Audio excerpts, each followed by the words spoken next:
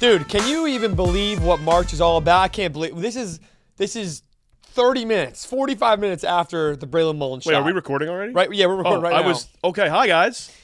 I mean, it just happened. My juices are still flowing. I cannot believe that just happened. I drove 105 miles per hour to get here. I was buzzing on the way down. Yeah, Braylon Mullins.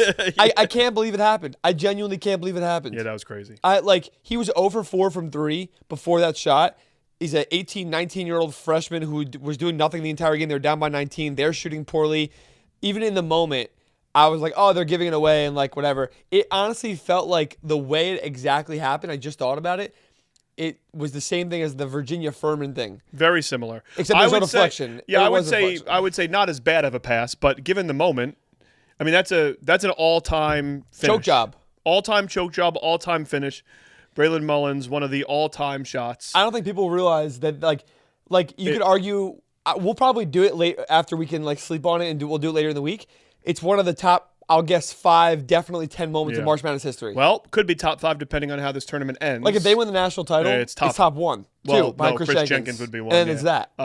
Yeah, Christian Laettner, but yeah. If they win the national title, that's number 2. If they win the national title, this is a top 3 moment in college basketball history. And we'll talk about, I guess, more later in the week. Dude, I cannot believe that shit just happened. Quick outfit change on your end, I see. I probably put a UConn shirt on so fast. I got one somewhere. I happen to already be wearing navy blue today, so we just stuck with it. UConn. So I usually don't like UConn winning all the time. I get tired of it. I found myself rooting for them as they started coming back, and I'm thrilled to see them in Indy. Yeah. I'm so excited to see them at the Final Four, even though I was like, we could use the Final Four, another one without UConn in it. I mean, if you're new here, my order of operations in March: number 1, Maryland, they are out. Number 2, Chaos. Number 3, my bracket. Number 4, Duke. I hit all of them. Duke losing. Guess what happened today? 2, 3, 4, bang, bang, bang. You got Duke in the Final Four. I had UConn in the Final Four. You got UConn in the Final Four, I rooted against Duke. And what was the other one? Chaos. That was Chaos. That was the most chaotic thing I've ever seen in my life. What was the other one? And you know what? I can't believe it. Check the box on Maryland, too, on that one. Wait, can we talk about Duke for a second? Yeah, let's do it. I think we should start there. Woof. I mean, second year in a row. All right. So it was right after the Carolina game in February, when they lost at Chapel Hill. I already know what you're going to say. We did an episode. I kind of went on a rant about like the late game execution. It's the same thing as last year, and it's because the coaching staff and the players are young and inexperienced. I went off about that. We made a video about it. Many Duke fans were very mad at me, but I can't believe it happened again. It happened again. This was they did not have to cross half court, and they did not have to do anything but hold the ball. Was there less than 10 seconds? No. It was exactly 10 seconds, 10.0 on the clock. Well, that's what I was saying about like the Caden Boozer part where Cam and I don't know if it was Caleb Foster, they're moving the ball around a couple of times to get it there. I understand what they're doing. They had a timeout. Yes, they had a damn timeout. That's what I'm saying. Cam Boozer picks up his dribble, call a timeout. Caden Boozer, you have the ball, 2 towers coming over to you, call a timeout. I was thinking the same thing. Like if you hold it and you're worried about 5 seconds, you have a timeout to call. If you get trapped, you have a timeout to call. They did not have to cross half court. They only had to hold the ball, and they had a timeout. And they still threw it away. And guess what? UConn would have just fouled them after 2 seconds anyway. Yeah. That's embarrassing. And the craziest part is that like it was the moment they lost in the game. That wasn't the only moment they lost in the game. They played so you know what's so funny? In the first half, at halftime, I think I tweeted something. I was like, the first half they played against UConn was the best they've looked all tournament long. Yeah. They looked amazing. They're up by 20 or 19, whatever it was. They looked absolutely brilliant. They haven't looked like that at all tournament, especially in the first half of a game. And then the second half, they come out completely flat and complacent. They started to get rattled a little bit. UConn was 1 of 18 from 3, and they were still fighting their way back. They finished 4 out of 5, I think I saw they finished. Or 5 4 out out of 6. 23 or something like that. Duke should have won that game by 25 because of that. And the way they crumbled down the stretch, Isaiah Evans and Cam Boozer, I remember specifically having multiple moments where they just like lost their handle and slipped. And I understand like random things happen, but when 2, 3, 4, 5 of them happen in a row, that's because they haven't been in those moments before. No. This happened in the Carolina game. This happened in the Texas Tech game. They blew that lead and Texas Tech came back in that huge one. Last year in the Final Four against Houston. Last year early in the season against Kansas and Kentucky. It's a lot of different players, but it's the same roster build. It's the same kind of team. And I think in the portal this year, they need to get like the most dominant point guard there is. They need to get the best ball handler they can find. Braden Smith would never let that happen. Of course he wouldn't have. Silas Demery would never let that happen. But at this point, it's almost kind of like, I can't believe I'm about to say this out loud. What? It's almost like a curse. It doesn't matter who they have. This is how it's gonna end. But you can't think like that if you're them. Well, you go get a point guard. Duke has not been to the national championship in 11 years, which for them, last time it was in Indy too. Which for them is a pretty big deal. 11 years. Their last 4 losses, they were up by 12 or more in all 4 losses. I think they were all this year. And then you tack on being up 9 with 2 minutes left last year in the Final Four against Houston. There's been a lot of, just in the last 40 minutes, a lot of discourse around, is anybody doing less with more than John Shire? I think that's a crazy thing to say because I didn't say it. So let me pull something up. I didn't say it. I'm just telling you what the discourse is. I repeated it. I guess that's fair. So John Shire's been a coach for 4 years now. He has gone to Final Four last year. And then the years before that, I think they were Sweet 16 both years. Is that right? Or Elite 8 Sweet 16 maybe? They've been to the Sweet 16 every year. Yes, every year. And they went to Elite 8 this year, Final Four last year. I think that's crazy to say. I understand he inherited the easiest job to succeed at. Yes. But it doesn't mean that, like, Coach K, they missed a tournament a few years ago. Like, it doesn't mean it's that simple. Yeah. He's an amazing coach, one of the best in the country. They just can't close out big games. They can't close. The stat that we got sent was number 1 seeds were 134-0 when up leading by 15 or more at half. They are now 134-1. Crazy. And you know what's so funny? Just as I was thinking, damn, this tournament's been awesome, the Elite 8 has sucked. Yeah, it's been awful. And then all of a sudden, I forget who hit a 3. I think Solo Ball had a couple of good possessions. Who was not good he was really bad. Let's talk about on. Tarris Reed though for Monster. second half. He kept them alive. Yeah, he kept. In the first half too, even. Yeah, both of them. They would have scored 0 points without him. He is a literal monster. Yeah, he's great. He's such like a traditional throwback big. It's so much fun to watch, and him playing against all these Duke bigs, they still can't control him. Is awesome. That shows that maybe Michigan or Arizona could give him troubles. Yeah. But the Illinois bigs can, but they've already played earlier in the year. Tarris Reed had 26. Cam Boozer had 27. Cam was amazing today. Yeah, he was great. He was fantastic, and he was great from the get-go, which he hasn't been for a while, I feel like. He was really good in the opening minutes of the game, too. Even when who hit that shot? Silas Demery hit the corner 3, I think it was. And then, or was it Silas? Oh, no, Carabin hit the 3 to go down 1. The first one, yeah. To go down 1, 70-69. Cam Boozer comes down. He goes right at Tarris Reed. Great footwork in the lane. Gets a little jump hook that he always hits. They go up by 3. That's how it started. Then they got fouled. Hit 1.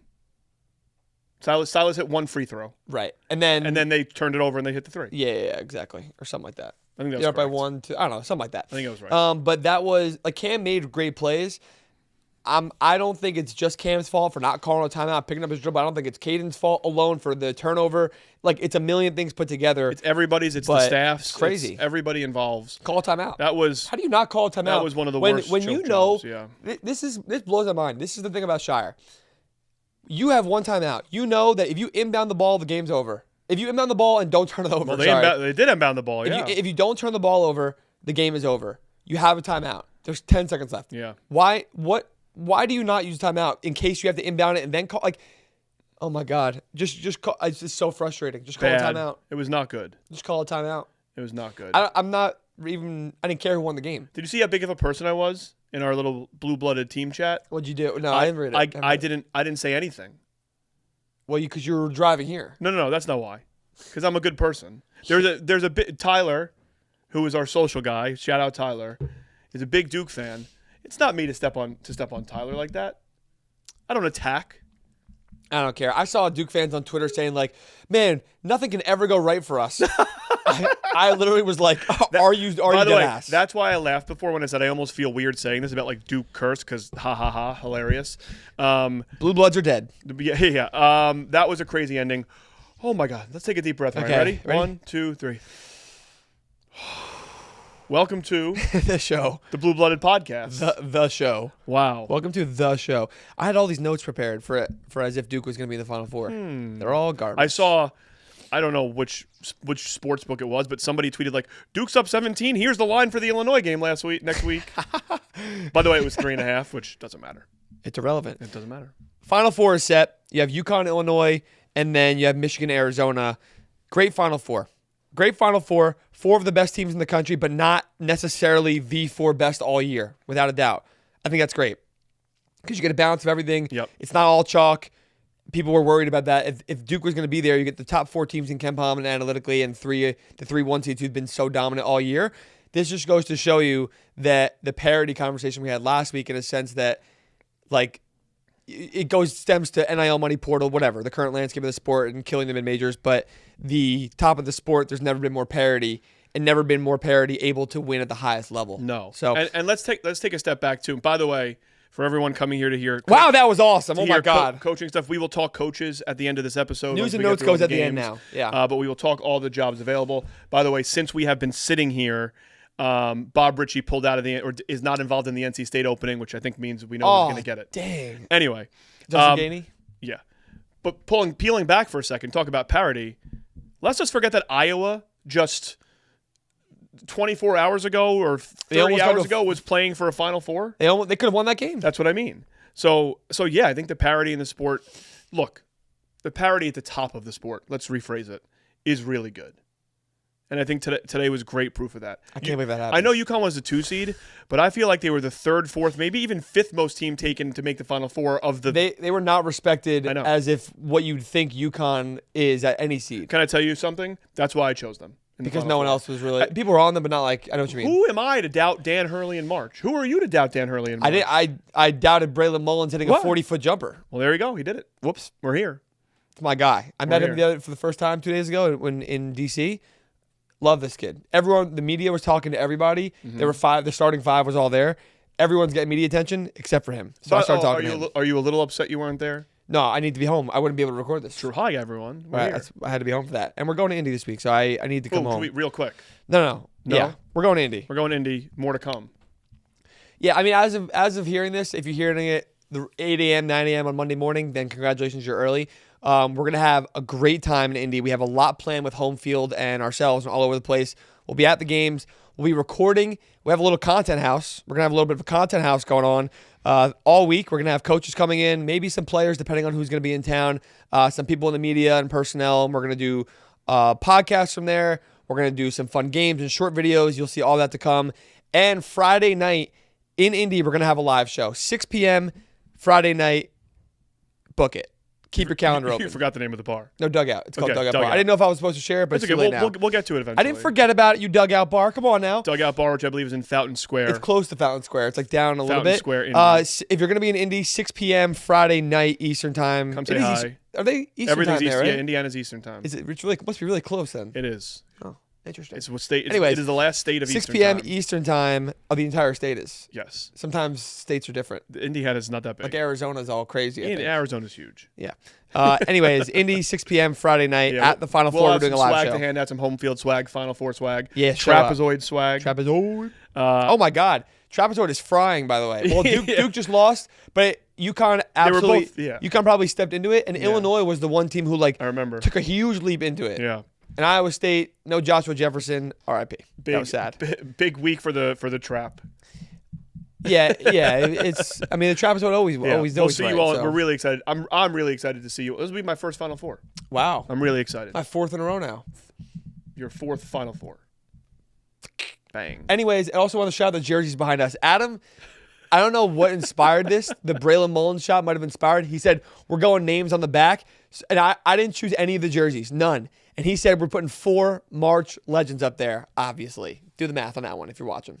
Well, 24 hammers me. That's my jersey. This is my number. Doesn't fit you, boy. That don't fit you. Ain't that the truth? Ain't that the truth? All right, so you got Len Bias over there. Jimmer Fredette, March legend. Myself. No, I'm not really. I haven't March legend. I don't know about that. And then Kawhi Leonard. I mean, that's a fitting group. It's a fitting group. Just to be clear, we don't have any of the jerseys of the Final Four teams. Send them in. Yeah. Teams. We did consider putting up a Jalen Suggs. We did. Probably should have instead of me. That's okay. Or a David Beckham jersey that we have up there. Legend, March legend. So like I said before, Final Four teams are set. Any first inklings or thoughts on the 4 teams collectively? I tweeted this when it happened. It felt like this year at some point late in March we had to get an Arizona-Michigan matchup. Right. I wish it was the national championship game. Yeah. I think that's what everyone's saying. Yeah, but that is not true. They've been the two best teams in the country all year long. When they are playing at their best. No. All year long, they've been the best. Well, I could say Duke was probably the most consistent. Arizona definitely was. Okay. My take is that when everyone has been at their peak, I have thought at times that Arizona is unbeatable and Michigan is unbeatable, and I did not feel like that about anybody else. So I think a lot of people are treating this like the national championship game. That is not true. Illinois can win a national championship, as can UConn. Yeah, but it feels like it's most likely.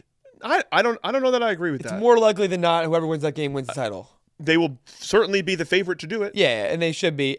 But on the positive side of it, you're so right that like if we had to run out this tournament without getting that game, like if they were on opposite sides, that everyone was saying, "Oh, I wish they were on opposite sides." What if one of them then lost? We had to get them to play each other. We needed that. Did you see the tip-off times are out? 6:09 Illinois, and then at 8:49 they it'll be like 9 o'clock-ish Michigan. Yeah, it'll be like 1 in the morning. Yeah, that'll be awesome. It always is. We'll be in the house. Oh, I can't wait. I can't believe Mullins hit that shot. I can't. I'm gonna keep saying it. Yeah, it's gonna be a fun one. Arizona, Michigan. Yeah, that's my first take. Is that is the elite of elite games. We all deserve it. We're here. Even like the way that both those teams are built, like in terms of the size, the physicality, the way they play. They both play at pretty similar paces and styles that they want to crunch you down defensively, and then they're just gonna go straight to the rack the other way. So that's why I think like when Duke played Michigan, Duke crunched the game down and slowed down Michigan in transition, and it was to their benefit. Arizona does it well, but they don't like prioritize slowing the game down like that. So there's a chance that this game could like be very open and very fun to watch in that way. I also think there's a chance that Arizona dials it back a little more. Michigan is a little more. They're going to need to slow it down. Michigan's a little more hectic, I think. Hectic is the right word, but a little more aggressive, I think, in transition, where Arizona's a little bit more methodical. But also just think about the 3-point shooting. Like Michigan wants to get out and shoot the three. Arizona doesn't shoot the three that much. They're a better half-court team anyway, in my opinion. I did not know this. I looked it up this very second, and it could have changed since then, but any guesses on what the odds were when it opened up that game? Michigan -1.5. I mean, is this guy a college basketball analyst or what? What an expert. Well, I know they jumped up a little bit with a gap in KenPom to 1. Michigan -1.5. Oh, that's a good call. I didn't think about that. I saw earlier that they were like a point ahead. That game's going to be awesome. I am so excited for that game. So excited. By the way, on that note, entering the tournament, this is the number 2, 3, 7, and 10 team in KenPom.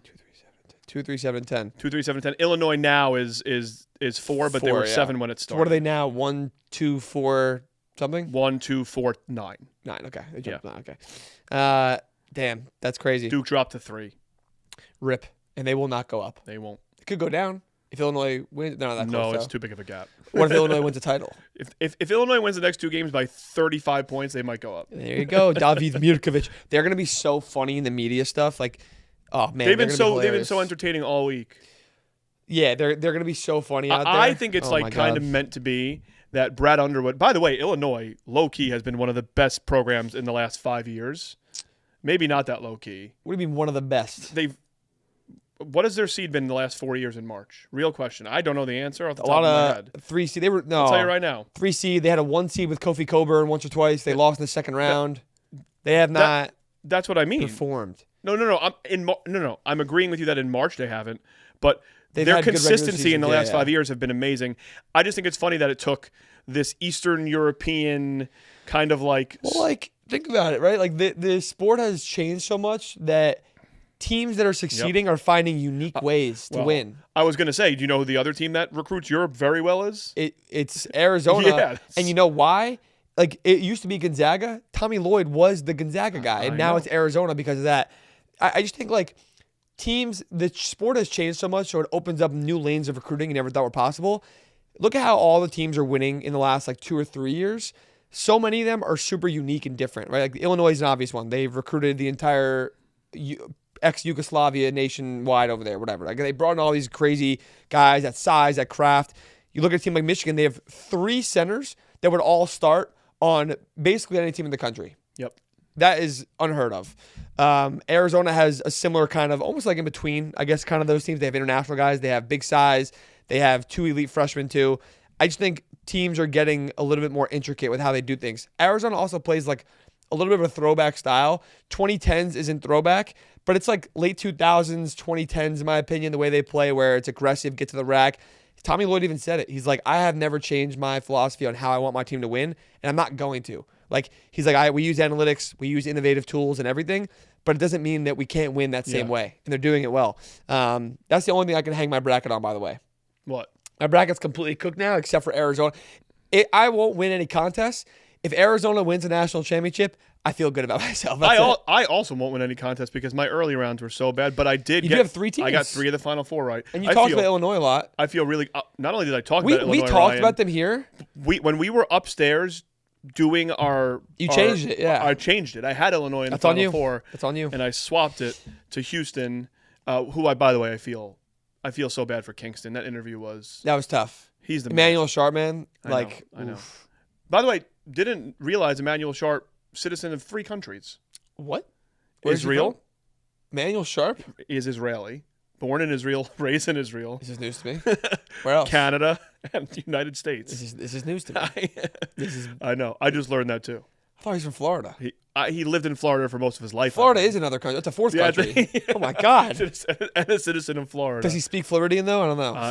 Well, I don't know. We met him. Anyway, I feel bad for them. But by the way, that's like the dark side of March. Yeah, they always say the dark side of March. I know. All the seniors being done with college basketball is it's emotional. And even the young Kingston Flemings knows he's done. And he gives everything to that Houston program. Yeah. And he cares so much, clearly. You know he's done. That it is what it is. It's sad. The 4-year seniors, like the Purdue trio, Trey Coffin-Wren, Braden Smith-Fletcher, Lawyer, that's emotional for them. Emmanuel Sharp, that's emotional. Taman Lipsey was weeping. That's tough. Bennett Sturtz, even, who's like, obviously he was only 1 year at Iowa, but his path has been crazy. Yeah, but he's been with the same coach all 4 years. Right, and like these things are emotional.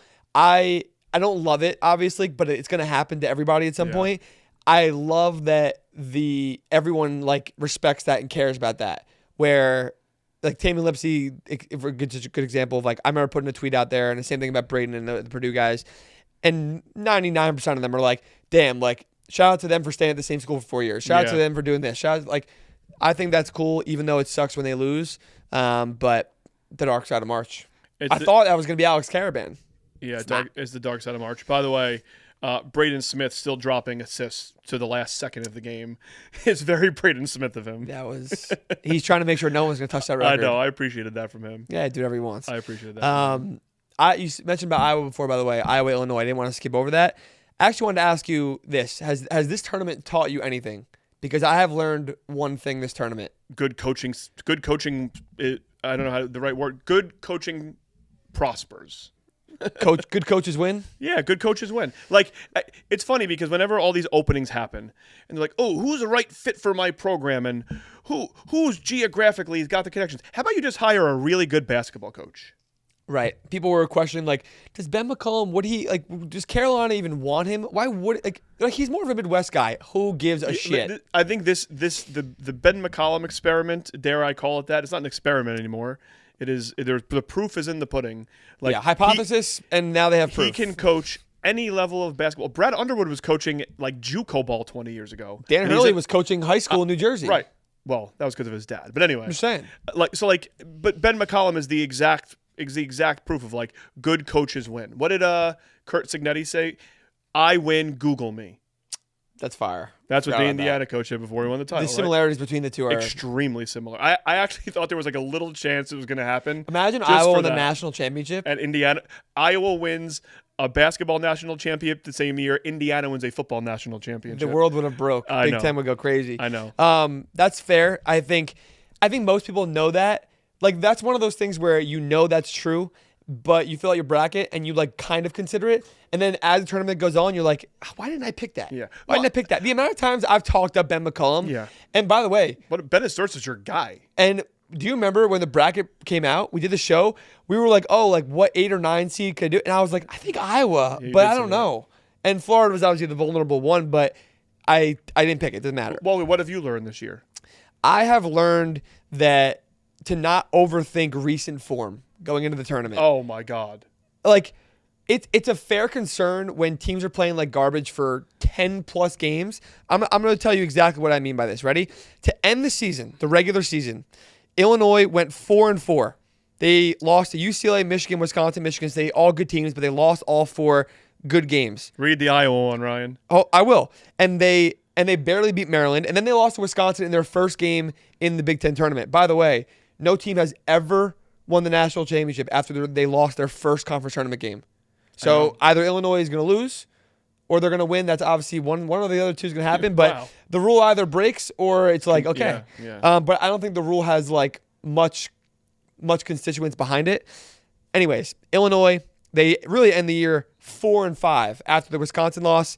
And then now they're in the Final Four. Iowa, great example, 9 seed. They finished the year 2-6 in the regular season.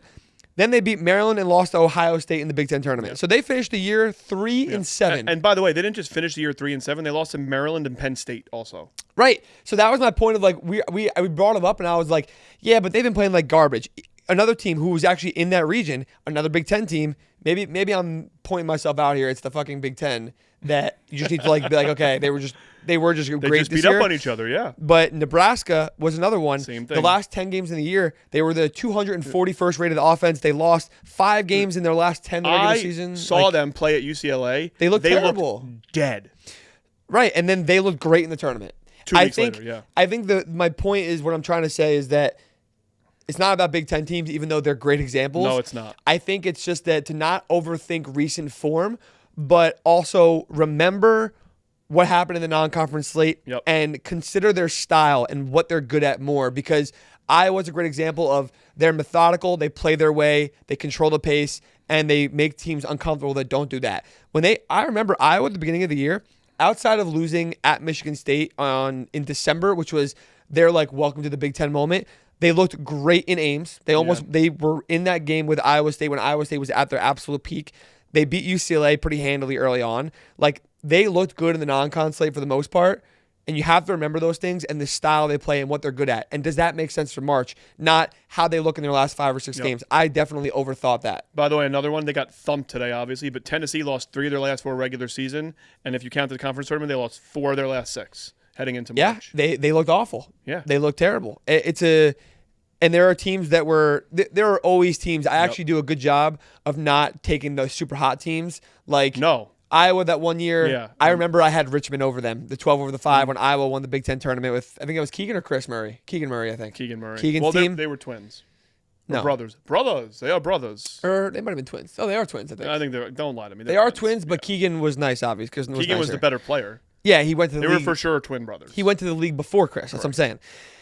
But that's my point of like, St. John's was one of the teams that was super hot and I backed off of. To be fair, they looked great in the tournament. We talked about the UConn St. John's thing. We said on the bracket, everyone's on St. John's. We said that UConn has a better chance to go further and win the national championship, and look where we are. Here we are. Anyways, next year I will be making sure that I don't overthink recent bad form. Yep.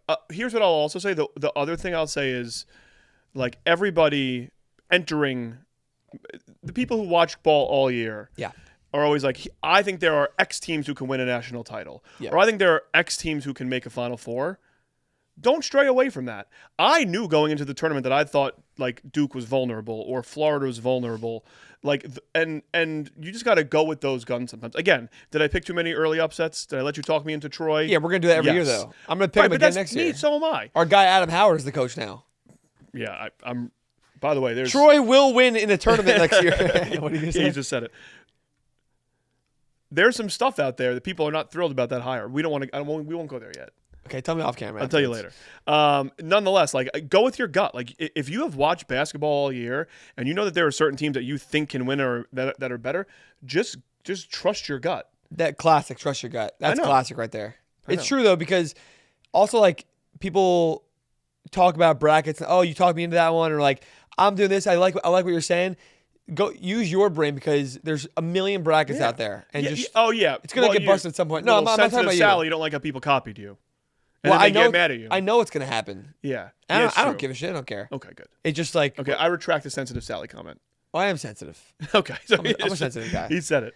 It doesn't get to my feelings. I'm still a sensitive person. Yeah, just like going into the tournament, you're like, okay, there's 3 teams in this region that can make a Final Four. 2, 1, 4. Don't stray away from that. Like, my biggest problem with brackets has always been, I try to nitpick every game. I'm like, oh, well, if Florida doesn't win here, then who's going to win this game based on matchups? Just put the teams into the Final Four you think you're going to get there, and then backfill the rest of the region. That's exactly and what backfill the region. We did say that. I remember so vividly saying, oh, I have Houston over Florida. I think Florida matches up better against them, but who says they're going to get there anyway? Matter, so I'm going to take Houston. Yeah. and I want to. Pick your Final Four teams and then backtrack from there.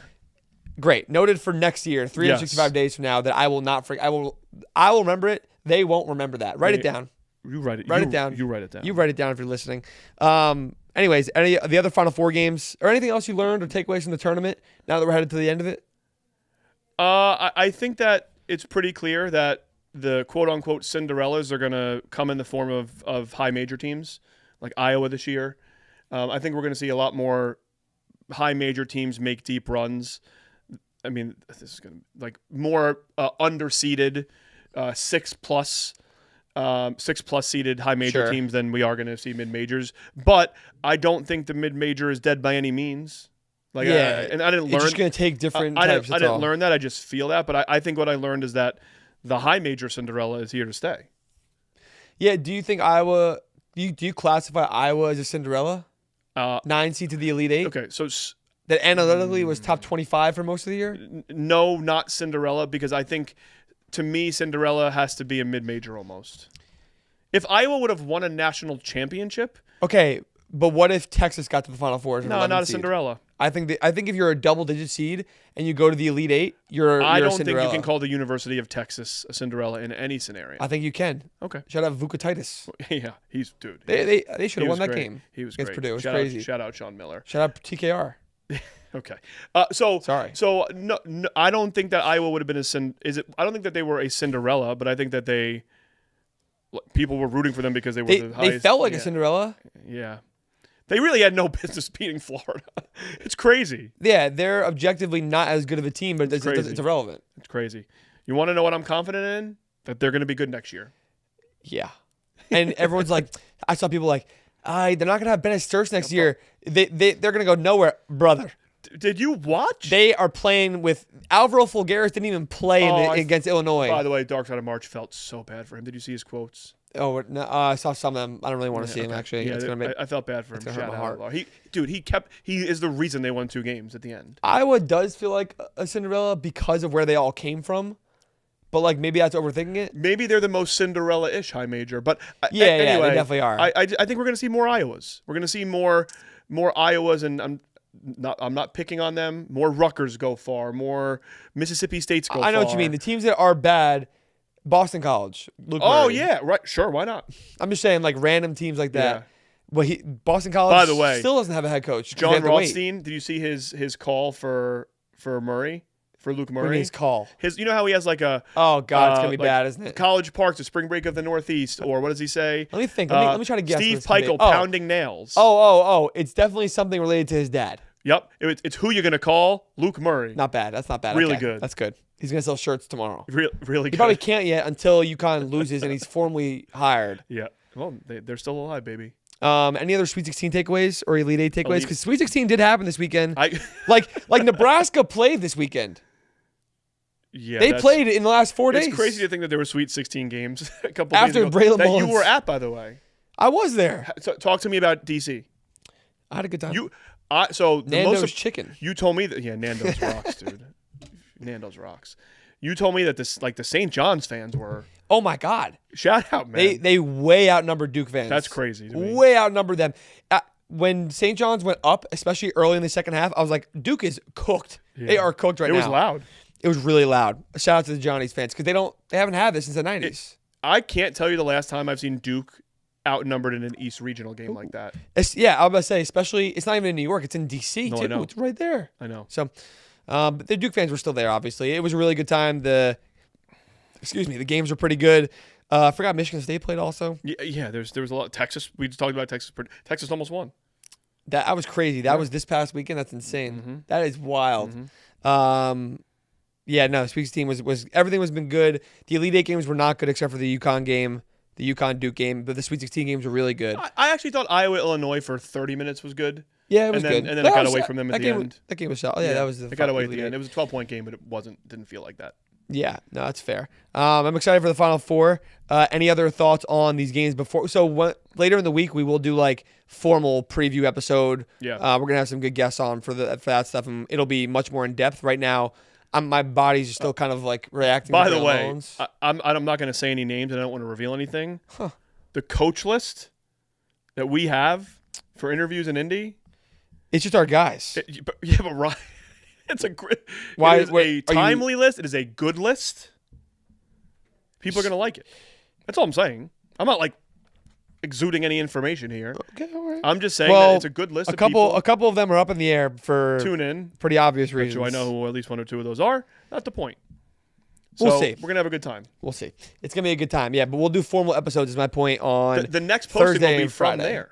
Yeah, we'll do stuff on Thursday. We'll start posting podcasts and stuff. I don't know if you want. Do you want to make a Final Four prediction? Do you care to? Listen, I got one team left. It's Arizona. I'm gonna stick on Arizona. I think my first gut take is Arizona UConn.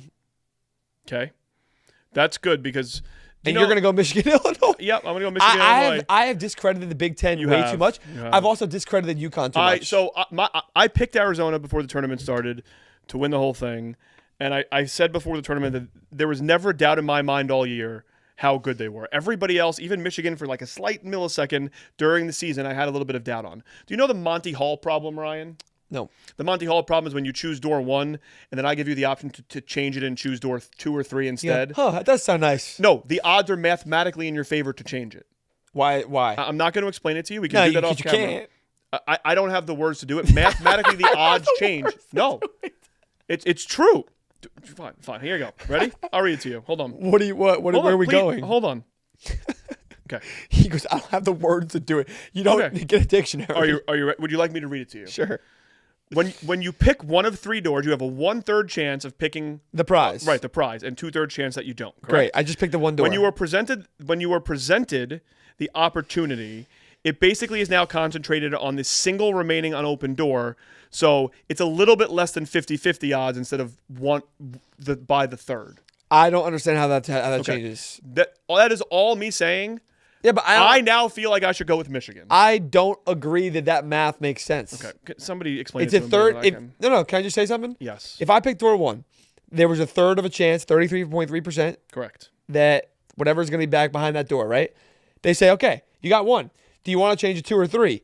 It's still a third of a chance. How does it change? No, How does it change? The 1 out of 3 doesn't change. So it doesn't change at all. The, I'm asking a question and you're not giving me a good answer. I'm not explaining. So this you're to you. taking Michigan. I think yeah, and I think Illinois, who is the team I don't have in the Final Four right now. My gut tells me that it's going to be Michigan, UConn. But I've picked Arizona. I've had them in my brain for a month as the national champion. Yeah. They're still playing, and they still look just like I want them to. So I'm going to stick. Like you said, stick to your gut. Remember? Yeah, Michigan, Illinois in Big Ten country Holy in shit. Indianapolis would be fucking wild. Dude, what the Big Ten would break. It might break. It might already break. If Illinois wins the title, that'd be crazy. It'd be awesome. That they're the only team out of the 4 that I'm like, if they win, I'm literally gonna be baffled. I actually am gonna be crazy surprised. Not that they can't win. I'm just saying, going back a month ago into the conference tournament, going back into what this team, how it was built a year ago, like that's my point of I would be baffled of all those things. Not because they can't. I definitely think they can. They could beat all 3 of these teams. Yep. It's just the point of like, it'll just be crazy to be like, holy shit, Illinois just won the national It's championship. been 21 years since they've been to a Final Four. Name me their big 3, their guards. Right now? In 2005. Oh, I can't. You know one of them, Darren Williams. Oh, I do Deron. Deron Williams? I think it's Darren. Deron Williams? Luther Williams. Luther Head. Luther Burden? No, not Luther Burden. Luther Head. And the boy D Brown. Oh, I did know that. They Damn. were such a fun team. You're going to see a lot of throwback stuff while we're in Indy. They had a slam magazine. Those front Illini cover. Olgers are nice. Yeah, really cool. But yeah, and guess what? Okay, last time Arizona was in the Final Four you don't got to tell me. was 2001. Yep. And then the 90s obviously is when they won the national championship. Yep. By the way, when they won the national championship, 1997. That's when I was born. It was in Indy. Wow. And Michigan, Fab Five. Well, Michigan and UConn seem like every other year staples. UConn No, every no, year no, at no. this point. UConn, they win every year. But Michigan Yeah. hasn't been. They've been to the Final Fours every Yes. 5 years of the last 15. Yeah, that's what I mean. But They haven't won. They've only won one in '89. The Fab Five they had, obviously, they were back-to-back national title game losses. Yep. Oh, by the way, I don't know if you saw, I put that on Twitter. They've been to 6 Final Fours since 1975. Michigan? 89 they won the national title. All the other 5, they won the semifinal game, and they lost in the finals. Oh, wow. I didn't know that. That's heartbreaking. Heartbreaking. So 89, and then after that, it was 4 in a row. They've lost in the national championship game. Yeah. I can't tell you how many times I've shown people the picture of us with Yaxel and Adai. Are you going to do it? Actually, I'm not going to let you do it. I'm not going to do it. We'll recreate it. But I home field, shout out home field, is going to be ever present for us in Indy, and I'm not opposed to wearing Michigan stuff? Throwing on a Michigan shirt. Yeah, why wouldn't you? Well, there was a conundrum about the Duke thing. I'm going to throw on every team there. I don't care. But going into this weekend, I had said to Ryan, we were going to make a bet if Duke was there or whatever, right? I was really not looking forward. I was like, Ryan, just so you know, like I can't do it. I'm not going to wear anything Duke. And he's like, what if we did some sort of game or some bet? I felt coerced from the second he said it. And we were going to do it. I'm happy it's not on the table. God damn. I'm very happy it's not on the table. Whatever. All right, let's do a small break and then news and notes, all right? Yeah, let's go. All right, news and notes is centered around a lot of coaching hires. We had a couple last week. We got a lot more this week. Okay, I'm just going to run through updates, if that's good with you. Yeah, we just missed. No, we did get Carolina last week. Oh, we did. Because we did talk about it. We did. No, we said it's going to open. We assumed it was open. Okay, Carolina officially open. Great. Any updates there? No. I think it's going to be Billy Donovan. No, I think it's going to be Tommy Lloyd. One of the two. Flip a coin.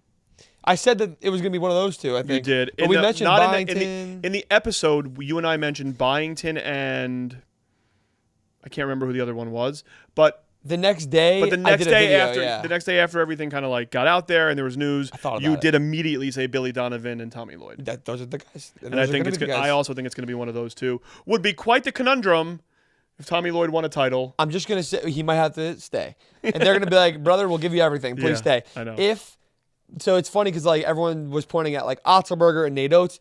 TJ Otzelberger immediately said, I am literally not leaving. Those are fake reports. Nate Oates didn't like say no right away, but then their AD posted something and he's like, I'm staying here. I love Alabama.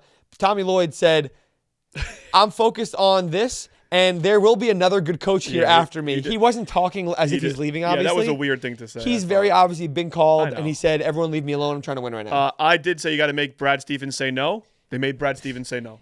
It was probably a text message. It doesn't matter. Hey, can we call you? No, don't call. Don't call me. No. How do you get this number? That's what I said. Who are you? Anyways, North Carolina, we don't have a lot of updates besides that as of right now. Although, we said this also on the show that I think I was like, I don't think we're gonna get a lot of updates because a lot of those coaches are still playing, and I think they're still playing.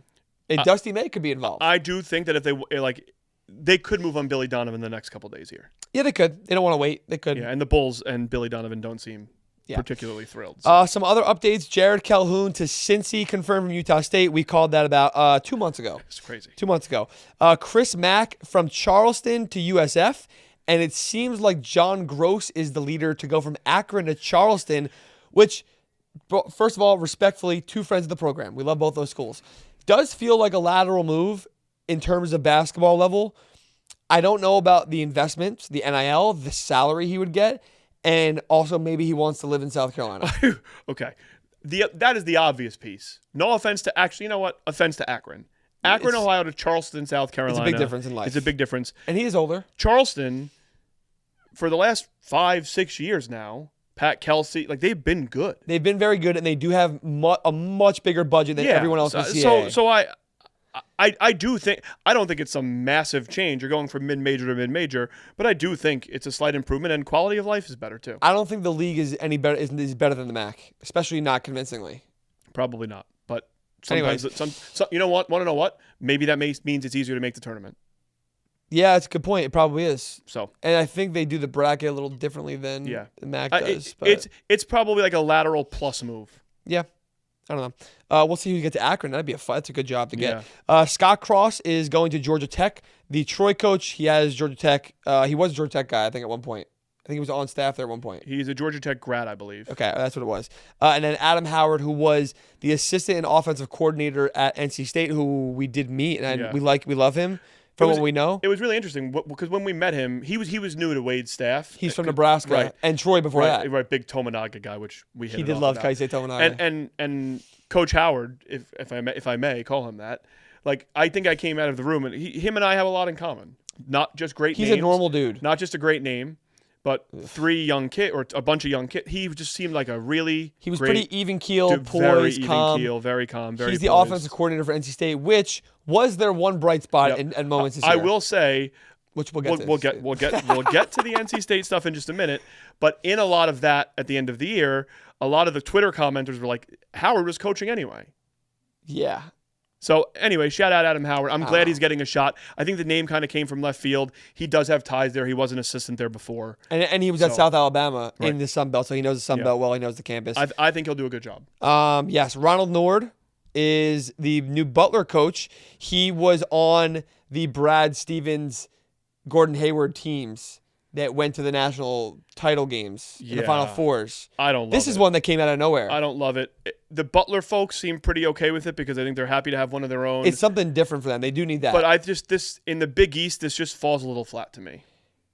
Yeah, I don't know. I honestly don't know enough about him. Like everybody sees all the teams that hire their alumni. For the most part, it doesn't work, and then they just do it anyway.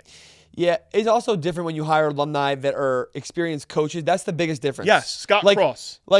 Hubert Davis, when he got hired at Carolina, had no experience. Zero. So they said, you're the coach now. You got it. You got it. The same thing with Red Autry. They're just like, you're our guy. We're just going to prop you up there. Look, Ronald Norad has the credentials. Yeah. I'm not going to sit here and tell you he doesn't, but it just seems a little safe to say. By the way, didn't know this till this very second. He is 36 years old. That's sick. Big East coach, 36. They go from Thad Matta to him. That's how old is Thad Matta? Probably double his age. Thad Matta is 72. Thad Matta is not as old as he looks, Ryan. No shot. He's 58. Nope. Oh, he does not look great. I'm telling you. Shout out Thad Matta. He retired though, right? Yeah, I think so. Early retirement. I think he retired. For the American Standard. Good for him. Retired. Randy Bennett's going to Arizona State. That was one that I just never thought of was going to happen. It just doesn't seem like going from what St. Mary's colleges to ASU culture-wise. Shout out Randy Bennett, baby. Let's go. He said, Gonzaga's leaving. I'm out too. I am gone.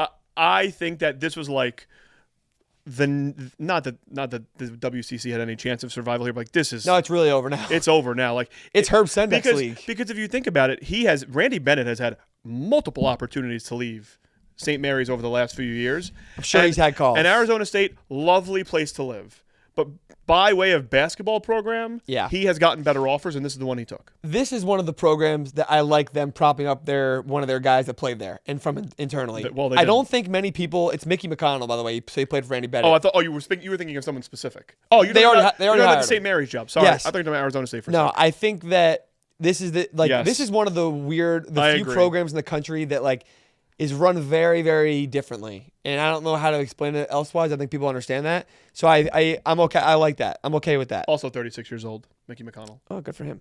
The ASU thing, everyone, it's great for the Big 12 because ASU is in the dumpster. It's a dumpster fire with Hurley, obviously. And I don't love it as much as everybody else because I don't have full confidence that Randy Bennett will be able to not survive, will be able to thrive like people think he can in the Big 12. He's going to have to adapt his style. Their style is not. It will get absolutely torched. He's gonna. Luckily, he can recruit. He can recruit better athletes and better talented players now, so that's good. Yeah, Mikey Lewis is in the portal. We'll get to portal stuff in a second. So is Morauskas. Yeah, they'll probably both come. I think Mikey Lewis will definitely follow. He had a great year. Other hires, there's still more to get to. Luke Murray, the UConn assistant. Obviously, everyone knows who he is. Bill Murray's son. He's one of the lead assistants for UConn. He was going to get a job at some point. Boston College. I just never thought. I've thought a little bit about this. I like it. Here's why I like it. Here's why I like it. Well, I love it for Boston College. Why not? Yeah, they got a guy who's helped build a perennial national title contender. State down, like a one state down or one state over. Why do you love it? I think I love it because I think it's going to be very obvious whether or not he's good at this thing. Very fast. Yeah. It's not in 2 years, you're going to be like, BC made a tournament? Right. Luke Murray's the best. and they don't, the standard is not obviously a great one because they don't have to be great even in 2 years. No. But this is a safe job. This is a different scenario because the coach has been a great coach. Yeah. Nico Medved at Minnesota. Minnesota is a program in the dumpster. They have been bad. Nico Medved's a great coach, so it's different. You know he was going to be good at some point. But he goes this year. They showed promise. They beat a few good teams. They had a few really good wins, even though they weren't good. They weren't close to the tournament. They're playing in the Crown, whatever. You know that you watch them play Minnesota this year, and you say, okay, Minnesota is going to be good at some point. I think they're going to be good in the next few years. I think that's fair. You'll know. Luke Murray will not be at BC, I'll tell you right now, more than 3 years, no matter what. Either way. If he's great, big time job right away. Because they're like, he has the UConn history behind him also. If he's bad, he's going to be like, I think I need to go back to UConn. Yeah. And this is another one, again, where he's been, for a good reason, like him and Hurley have been very picky about the job for him. So I don't know for sure, but I have to think that there is some sort of NIL promise behind this, that he is going to get a legitimate package to go get guys. And honestly, for him, the reason why I love this, he has definitely gotten calls from a shit ton of mid-majors already. And every mid-major in the country. He's gotten called from high majors. Then why did he take it if he took BC? I just told you why. I don't think that's exactly fair. I do love it because this is so like, as the nerd and video game player in me growing up, this is the ultimate dynasty rebuild. This is a rebuild. Yeah. This is the ultimate dynasty rebuild. So part of me thinks that like Luke Murray is a true sicko, and he's like, oh hell yeah. Yeah. He's like, I am gonna make like. Imagine how awesome it'll be when BC's in the tournament and they win a game in like 3 years or 2 years. By the way, listen to this. This is his first assistant coaching job was at Post University, which is a D2 job. Shout out Post, LIU. Since then, GA at Arizona. Ready to hear his assistant tree? Wagner, Towson, Rhode Island, Xavier, Louisville, UConn. He's ready, man. He's a grinder, man. He's gonna be good. Northeast guy. If you coach at Wagner, immediately checked. You're a true grinder. Rhode Island, Towson, UConn. Dude, he's got the. I think it's gonna go well, but I just like that. We're gonna know. Yeah, we'll know. There's no hiding. There's no hiding. Last coaching hire, Will Wade. He's going to LSU. I have talked a lot about it in videos. Actually, I don't think I've done it here though. That's crazy. It actually blows my mind that 4 years ago, he's getting off the plane to go coach the 6-seeded LSU Tigers in the tournament, and they say, actually, you're fired. You paid your players. The next year, you can pay your players. And then he takes the year off. He goes to McNeese, turns them around. It was amazing. Terrible at NC State by what they wanted to do, obviously. And now he's back at LSU. For everyone out there, obviously, we know Will Wade. I like him. He's still my guy, and whatever. I understand why NC State fans are so pissed and people are calling him a snake and everything. I get that. I very much understand that. People also ask why, like, they wanted to understand why. He obviously was allowed to do everything at LSU. He had the keys to the kingdom. The people that hired him at McNeese are the ones that are doing the hiring that now work at LSU. So they said, we got you with the keys to the kingdom that you had at LSU in the past, that we gave you at McNeese. You can do things however you want it. You can do that at LSU now. He's always wanted to go back there, clearly, and everything was perfect for him. It was either now or never if he wanted to go back there. It looks awful. Without a doubt, yeah. I am impartial to everything. It looks terrible on him right now. So I get that, but this is where he wants to be, and he doesn't give a shit what everyone else thinks. So yeah, I mean, look, the biggest problem I have with it is like the I don't know if there's truth behind it or not. Resigning via his agent via email, like not even meeting with the NC State with Boo Carrington or the NC Boo State pissed, admin. Yeah. Which again, they all have the right to be. I have an issue with that. At the end of the day, like we were there when we were there October. See it? I think it was October. I'm not surprised he's at LSU. Nope. I am surprised it happened this fast, but like I think LSU was probably always. I mean, look, I don't have to say it. It's obviously where he wanted to be. Do you see how happy he was? Yeah. People were cussing him out going to the Raleigh airport, and he's literally smiling, pulling in. So funny. I totally get it. I understand every. What about the house payment? What about the house purchase? Look. No. Did you see it? Yes. It happened in February. Right. Apparently. If it looks like a duck and it sounds like a duck, it's probably a duck. You're trying to say if it looks like he knew he was going there in February, like sounds like it, then he did. Is that what people you're saying? thought a certain thing about him. They hired him anyway, and then he left. Yeah, that's fair. So, like, you know what? We want to know what Will Wade cares about. He cares about himself and his family and his staff. I would say most coaches care and about that. And his players. Right. So, like, look, I understand. The players did have some choice words. I understand. I know they did. I understand every single bit of vitriol that was spewed his way. I get it. I understand it. I still want to go to Baton Rouge. I don't know what to say. We're going. It's Baton Rouge, Whatever. right? I've never been to Louisiana. This is like the bayou too. Dude, if I don't get some crawfish when I go down there, Have you never had crawfish? crawfish ball. Are you an oyster guy? Yeah, sure. Why not? Have you done the charbroiled oysters down there? Yeah. I've had them not there. Oh, Never been there. yeah. You never been to New Orleans either? No. Dang. I need I need to go into someone's backyard for the crawfish boil. You know, I haven't done. And like corn and potatoes and all that good shit. I think I know someone's backyard. I have to go to Will Wade's backyard. Anyway. That's all the coaching updates. NC State's going to be Justin Gainey, we think, who's the associate at Tennessee. Right, they went after shirts. By the way, I just love the way he went about it. Yeah, and he put a statement out. He was dude. He was like, you're hearing false reports. I absolutely talked to them. I want to be here at St. Louis. Yeah. Done. Great. Yep. And then it sounds like the Bob Ritchie stuff fell through like while we were doing the show. So it's going to be Justin Gainey. I would love that. Oh. It's going to be Justin Gainey. By the way, another one that I feel like it's just safe to me. It is safe. NC State. Well, because they're scared to get screwed again. I know, That's why. I know. I get it. But like NC State's a good job. And I'm not saying Justin Gainey is not going to be good. He may be fantastic. But my counterpoint to that is you just don't know. That they went to shirts. They went to Bob Ritchie. I know. That's fair. They said no. That's fair. And whether Gainey's the first choice or not, he might be the third choice or fourth choice. That's possible. In my opinion, a school like NC State who holds themselves to this standard should have a 10 coach list and not a 3 coach list. I'm gonna put you on the spot. Who would you go to that they didn't publicly go to? Anybody that makes sense. Hubert. Coach K. Coach K. I would make him say no. Make Brad Stevens say All no. Right, great. A list of 10. LeBron James, and then exactly. By the way, can I bring something up? I forgot about the Final Four. Yeah. Arizona has never been. Oh my God, is LeBron going to be there? Oh my God! If I meet LeBron, week made. He's coming on the podcast. I didn't even think about that. Arizona has not been able to go to the Final Four. First year with the James family in there. Just gonna say. Yeah. Bryce James. I'm not going to sit here and give you 10 coaches I would have hired. I will say they started off. Josh Schertz being one on their list. Good start. And Bob Ritchie, I can't believe Ritchie, that man is. What his job is he waiting for? What is he waiting for? That's what I need to know. I don't know, man. Is he an SEC guy? I think maybe he wants to stay south a little bit. I don't know. Let's find out. Where's he from originally? You got any guesses? He's probably from Georgia. This is gonna be funny. New Orleans, Louisiana. Okay, LSU. He was probably pissed. Oh my God. He's probably pissed. What the He hell? should have taken NC State then. If he was pissed that he didn't get LSU. Oh, and then he could have spurned them for LSU. He'd be like, guys, look.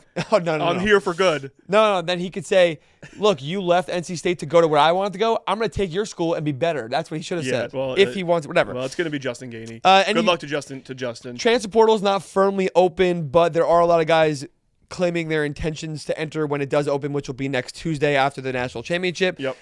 Jackson Shellstad and Kwame Evans from Oregon were a couple of big ones. Stephon Vox from Providence, who, by the way, I think will not be rated as like a top 10, 20 transfer. He will end up. I don't care where he goes. Mm-hmm. I think he's one of the best players in the portal, and he will be no matter what. Mm-hmm. Dre Gibbs Lawhorn out of UNLV, who I think originally was supposed to stay. That's home for him too. He's from Vegas. He initially said that he was going to stay, I think, and then I think Tyron Jones is staying there, who I think was a freshman this year. Dre is on the move again. Correct me if I'm wrong. Didn't he average 21 points a game? He was great this year. He's gonna make a buck. Yeah, Good I just don't know where. Like if he's gonna go and be like try to be the guy instead of where. Like, back to Illinois. That'd be sick. That'd be crazy. crazy. Boomerang. Miles Bird, San Diego State. Isaiah Johnson, Colorado. He'll be one of the best players in the portal for sure. Yep. Elite freshman guard at Colorado. He was great. I have interest. What? In Isaiah Johnson. Maryland? Yes. You heard about someone come back to Maryland. Is that true? No, Can you share? No, I can't share. It's not true. He's not even in the portal yet. Gavin Doty is going to go to Syracuse, I assume. And what's his name? Oh wait, the freshman. Wait, the high school kid. Hold on. What? Was McNamara hired? Week? Jerry McNamara is going to Syracuse. Fuck, Jerry McNamara, Syracuse. Why am I drawing By the way, blank? the video of him, pissed. The video of McNamara when they officially rehired him that Syracuse let out was awesome. I didn't see it, dude. Are you kidding me? Why am I? Oh, I don't have to look it up. Ryan Mesh, that's the kid that's coming into Siena. He's going to go to Syracuse. Yep. Did you say Miles Bird yet? Yes. Okay, that's a really good one. Those are the big portals. I know he had a little bit of a disappointing year. Yeah, and all I got to say about the portal, I think he'll be really good as like a fifth guy on a power team. KJ Lewis, Georgetown in the portal. I think there's a lot of guys in the portal. There will be next week after the national championship. Like Tuesday and Wednesday is going to be insane. Yeah, it's gonna be nuts. It's gonna be absolutely insane. And just when oh I my think I God, can the portal's go to sleep. open then too. Oh, there's gonna be commits. Ryan, we may podcast every week till forever. Just when I thought I could actually get some rest. Well, we don't. It'll be a little less we don't- time sensitive though. We don't so- sleep in mid-April. I don't sleep ever. Yeah, no, I don't I'll sleep. Ever. sleep in June. Yeah, we'll sleep. We sleep in June. Maybe. Anyways, anything else before I missed before we No, I can't believe we break? missed Jerry McNamara. That's sad. Yeah, it's okay. We'll talk about it. Okay. It's Quick okay. break and then wrap. We're out of here. That's it. That's gonna be it. Cool. We have no Q&A today. That's gonna be it. Next time you hear from us, we'll be in Indianapolis on Thursday. We'll do a full episode Thursday. I think we're gonna do a full episode Friday also. Yeah. And then we're gonna have a lot of stuff that comes out on short form after the Friday, Everything. 6 o'clock, live show. dugout. Listen, I'm Please not- come. I don't know what to expect. We want more than 3 people there. Well, I did the math on our posse. We're gonna have 10 to 20 people guaranteed. Yes. Yeah, I hope that there's more than 20 people there. By the way, there's no tickets. It's free. You just gotta Yeah, show just up. show up. And by the way, This is my first time doing this. dugout, cool bar. Never been there. You have? I know what it is. I've not been there before. I've been to Indy multiple times. We're doing St. Elmo's on Thursday Well, night. we'll see who's doing it. I'm not sure if I'm gonna be able to go. We'll see. That's another conversation, Bro. I got some shit to do. Oh my God, this guy. Nonetheless, I know what you're doing. You're going to the NIT Final Four. Oh, I actually might have to. And the D2 and D3 national Did you championships. see the NIT Finals is at Gamebridge? Whoa, that's fire. It is walking distance from where we're staying. Only the finals. I want to go to Hinkle too for the NIT. That's Thursday night. But also D2 and D3 national championship are being played in Indy. Shout out, dude, NCAA. Got this one right. Anyways, appreciate y'all for being here all season long. Shout out Braylon. Mullins. Shout out Braylon Mullins. Boy, Go Huskies. come on.